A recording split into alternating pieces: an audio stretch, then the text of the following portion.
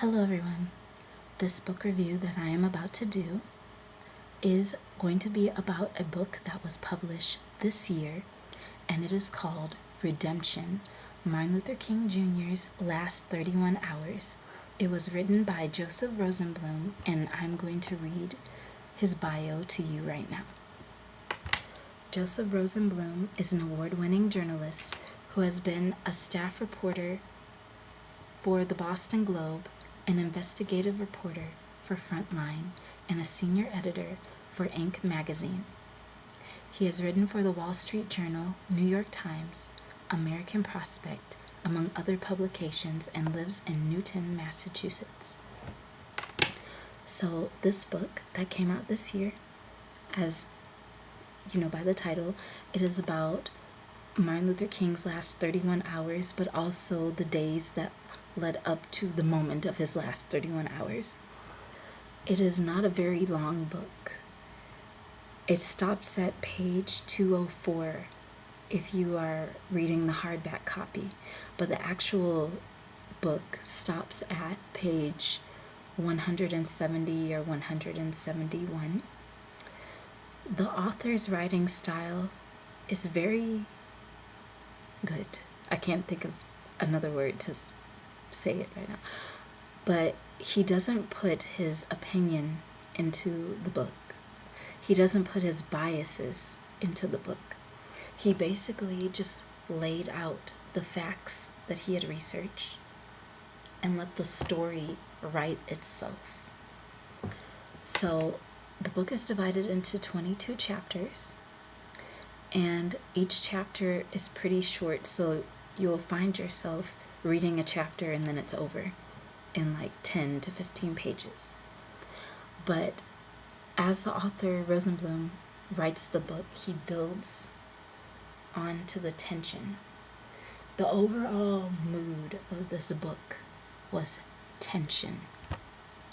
And the reason for that is because Martin Luther King was under a lot of stress in his last 31 hours of life. I mean, he had death threats coming from everywhere. He was still worried about his Poor People's Campaign. He had some of his friends arguing with him about not doing the Poor People's Campaign and not speaking out against the Vietnam War. He was in Memphis, which was already under a lot of tension because of the sanitation workers' strike, and they had left the garbage out to rot for weeks. So there was a lot of stuff going on. So you could feel that in the book, in the small, minute details. I admire how the author,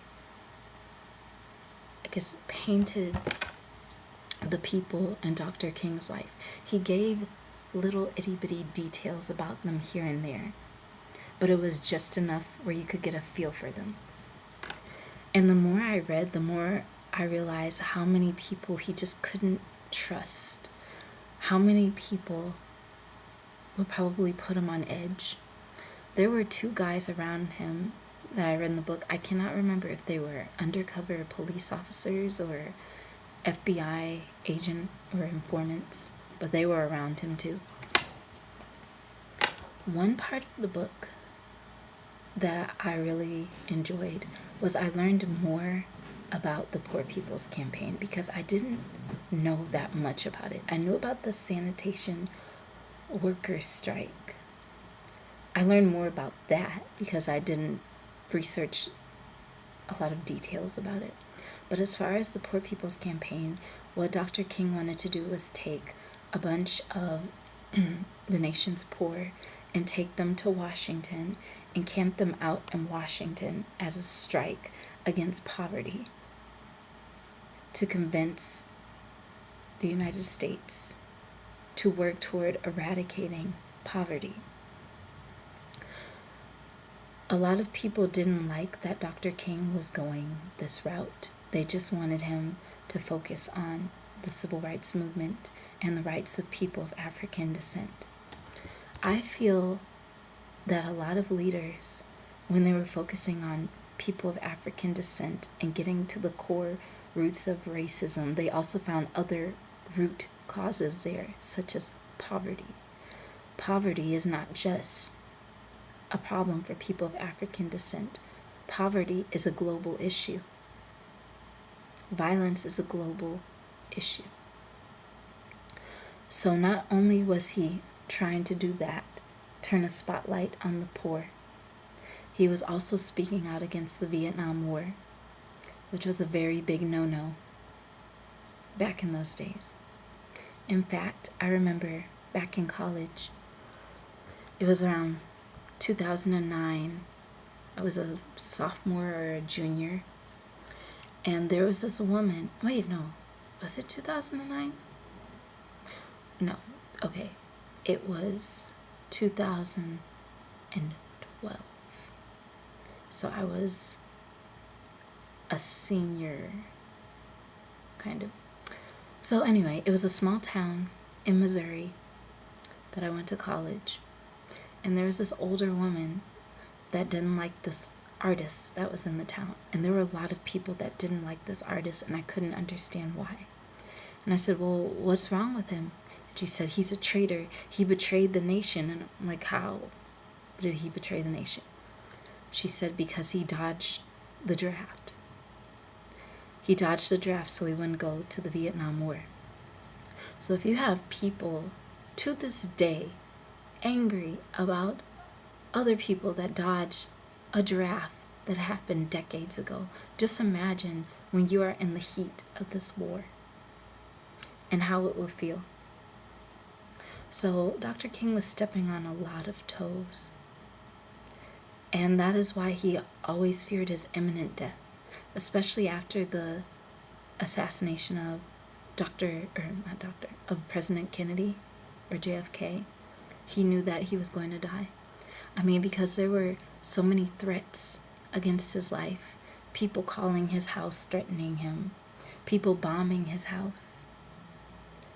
When he was going on a plane trip somewhere, there was a bomb threat for the plane that he was on. So just imagine all of those years of looking over your shoulder, wondering who's going to kill you, who's going to kill you. Are they going to look like this? Are they going to be black? Are they going to be white? Are they going to be Asian? Are they going to be a child? Are they going to be an adult? Like, who is it? Is it a group of people? I don't know. He just knew that his death was going to come. He even said that he wouldn't make it to his 40th birthday, and he did not. He only made it to age 39. So he was also stabbed, and he didn't die because he didn't sneeze. So you have stuff like that happening. By the time April 4th came, or April 3rd, April 4th, I'm pretty sure he's like, you know what, if I'm gonna die, at least I died for a cause.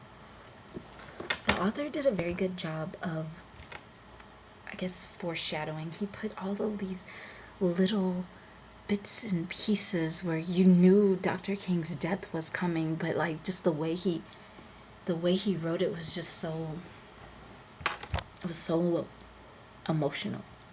So the author wrote his Mountaintop Speech almost as if it were Dr. King giving his own eulogy. And if you haven't read the Mountaintop Speech, that's a speech that you should read. It was a very, very well-written speech. It was full of passion.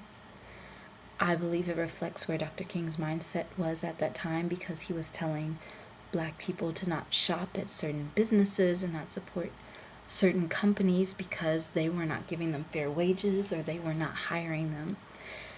I believe he might have also been influenced by Kwanzaa, because Kwanzaa came out, it was officially began in 1966. Some people say it was Dr. Maulana Karenga that started it, but I think it was a lecture. I don't know what lecture I was listening to. It was a group of Black people that started it, Kwanzaa, and then I guess Maulana Karenga took credit for it. But whatever. I feel like Dr. King had heard about Kwanzaa too, and that might have influenced his speech. The author also touched upon certain subjects I had been curious about, such as the affair that Dr. King had. I've heard about Dr. King having affairs, but I didn't really know if it was true. I didn't know if this was just gossip or if it actually happened. If it did happen, I mean, he's a human being, and human beings do things you may not agree with. But he mentions an affair, and one of the people he supposedly had an affair with was a woman who was in politics. I don't know if she was a senator in Kentucky. Georgia Davis Powers, or so the author has researched. He also mentions that his wife may have known, Coretta Scott King may have known about the affairs, and that the rumor was that he had mistresses in various cities. But his wife didn't really touch upon it, you know? I mean, if it didn't bother his wife, then I guess if she could accept it, I can accept it, but like, I have to respect her decision if she stayed with him and he's having an affair. But then at the same time, I'm thinking there were so many bigger things to worry about than your husband having an affair with somebody. I mean, you're worried that your husband is going to get assassinated. That's bigger than an affair. You're worried that your house is going to be bombed with you and your children inside.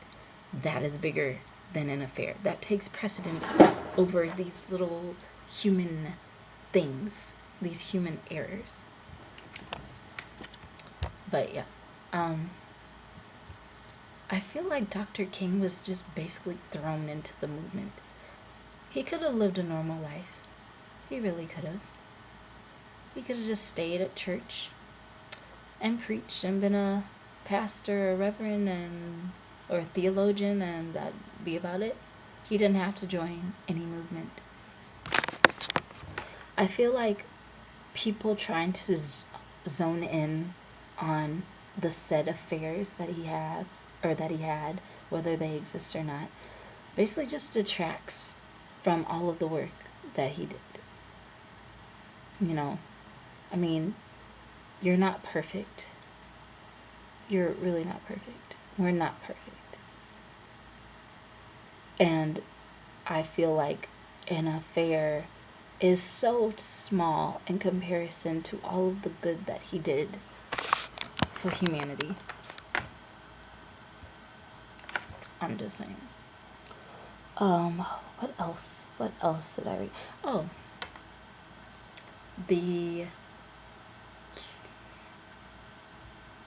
okay. There was also a chapter about James Earl Ray. And I didn't really like that the author didn't cover that much about James Earl Ray, because he's an interesting character in himself. James Earl Ray, Dr. King's said assassinator, if that's a word, grew up poor. But, I mean, I just, personally, I don't feel James Earl Ray was the person who assassinated him, because if you escape the Missouri penitentiary twice and you have your whole life of crime and you go through all of this stuff to lay low, if you're an escaped convict, you don't want to be noticed. You basically want to keep a low profile. So I don't know why, if you want to keep a low profile, you would go and assassinate somebody that's recognized globally or internationally. It just doesn't make any sense to me. And also you had Hoover, who hated everybody. I mean, he was just a hater of black people. So I don't think it was, personally, I don't think it was James Earl Ray. I believe that it was just a whole network of people, because there were too many coincidences in the book.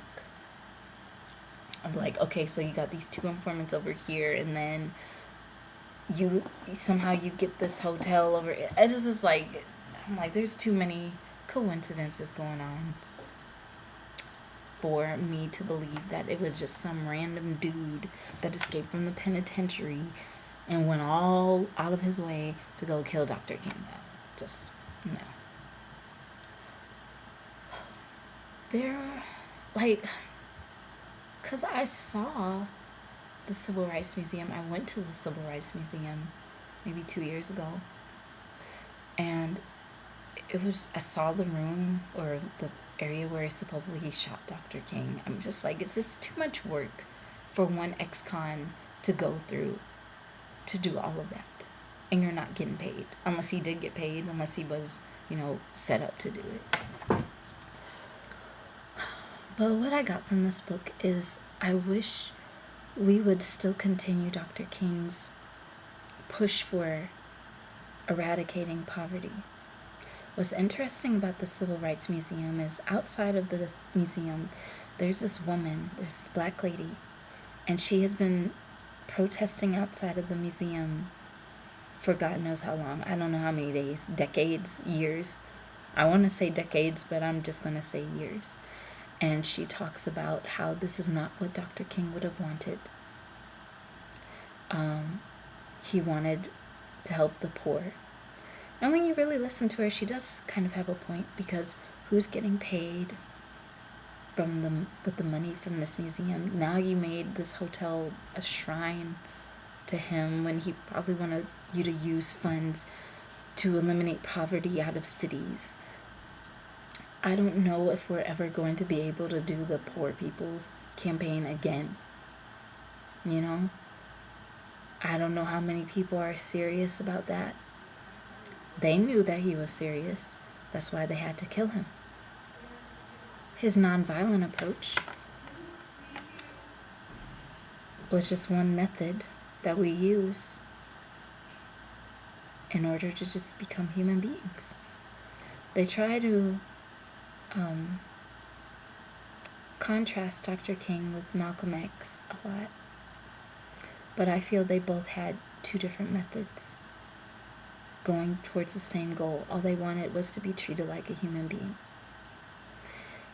And I see why they would be coming from different angles, because you're dealing with a group that isn't satisfied no matter what you try to offer them. It's like, okay, I don't want you in my neighborhood. Okay, then I'll just build my own neighborhood. Okay, I'm over here. I don't want you to have your own neighborhood. Let me bomb your neighborhood. I was like, okay, then let me just leave the country. No, you can't leave the country. You have to stay here, but I don't want you here in this country. I want you out of the country, but you can't leave. This is like, what do you want me to do? What do you want me to do? You want me to stay in this little hellhole and starve to death? Is that what you want? Hold on 1 second.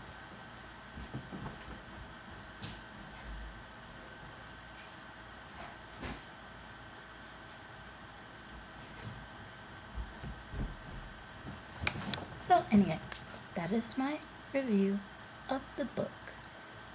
If you want to read it, I would suggest that you get another book that is happier to read while you're reading this book, because you might feel a lot of stress if you're reading it. But I give this book a thumbs up. Thank you for watching this video, and talk to you later. Bye bye.